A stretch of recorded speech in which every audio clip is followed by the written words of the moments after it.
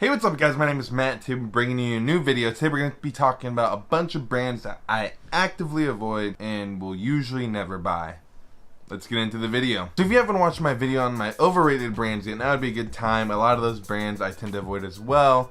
But for the sake of kind of adding more brands to this list of this like stuff that I don't buy personally, I thought I'd add on to this. But these are just brands I don't really find overpriced. I don't find cheap necessarily. I just find that I just avoid them for whatever reason. Each brand has their different reasons why I avoid them. So let's get into the video. Starting with number one, we have H&M and Forever 21 together as one. Back when I was like getting into streetwear, getting in more into fashion, I actually bought a lot of my stuff from H&M, from Forever 21, from like PacSun, all these fast fashion places. And what I noticed is like I had a ton of clothes, but I'd never wear them really. Like you'd buy it for like one season and then that'd be it. And I feel like that's all that these places are, is just you buy these pieces for one-time use, or you buy it for like a season and then they're gone. Most of the quality on the brands aren't very good. They're not really built to last. They're made with cheap labor. In some cases, cheap fabrics as well. I guess most of the time cheap fabrics. Most of the stuff from these brands is just like they have this really good design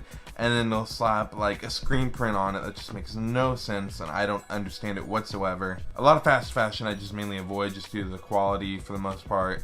I feel like once you reach a certain age, that once you're out of high school, where you're not really growing, I feel like you should honestly stop buying stuff from H&M and try to go get more quality clothes. If you're in high school or under the age of 18, I think at that point it makes sense to buy stuff from H&M or Forever 21, mainly due to the fact that you're growing, and honestly you shouldn't be buying super good quality clothes when you're that age, just because of the fact that you're going to be most likely growing out of them within a few years. So the next one on my list is actually Dolce & Gabbana. For the most part I avoid them for a few reasons. One, I just don't find that their designs are very like timeless. I don't find that I really like many of their designs. And third, I don't really like the racial controversies they've gotten themselves into the past few years. For me, honestly, like I have no interest in that, and nothing from the brand really inspires me. I think I even see like it's like some $700 shoe that literally looks like a Pharrell NMD, and I just look at that and there's no inspiration for me in that. So kind of like a short, simple explanation on why I don't like it, why I avoid it.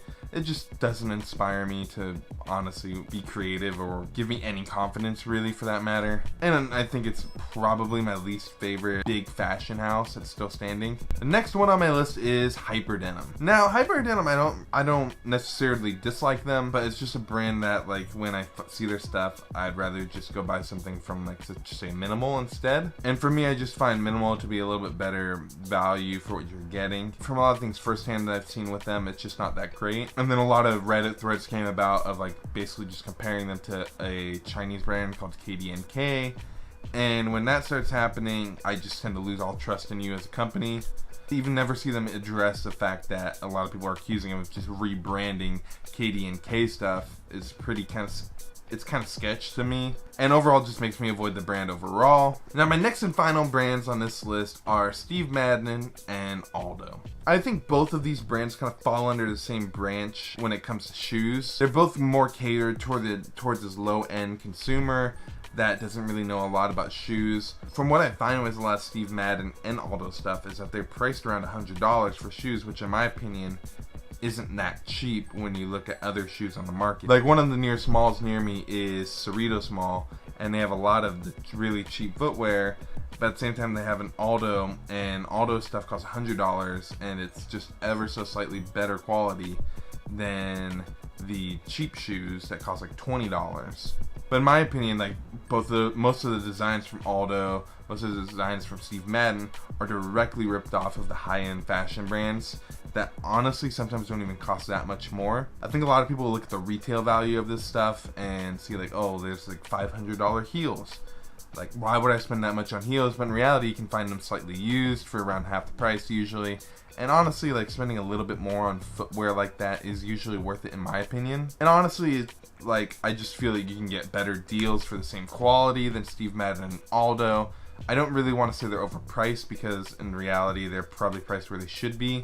But I just don't like to support lazy designing. I don't like to support this kind of copycat to kind of sell stuff and then upcharge for a lot of it. It's really not my prerogative to buy these brands just because of the fact that they just copy everybody. And that's not to say some of my favorite brands don't take inspiration, kind of copy from other designs that they find. I just feel like the line between inspiration and copycat is very fine in fashion, and when you're coming out with the same exact design that Kanye or someone like that just brought out, like that's straight copycat, versus taking your own spin on something, I think that's just mainly inspiration from it. I'd love to hear you guys' thoughts are about that in the comments below, and I'd also love to hear brands that you guys tend to avoid in the comments below as well. And like I end every video here, please like, comment, and subscribe, and I will see you in the next video.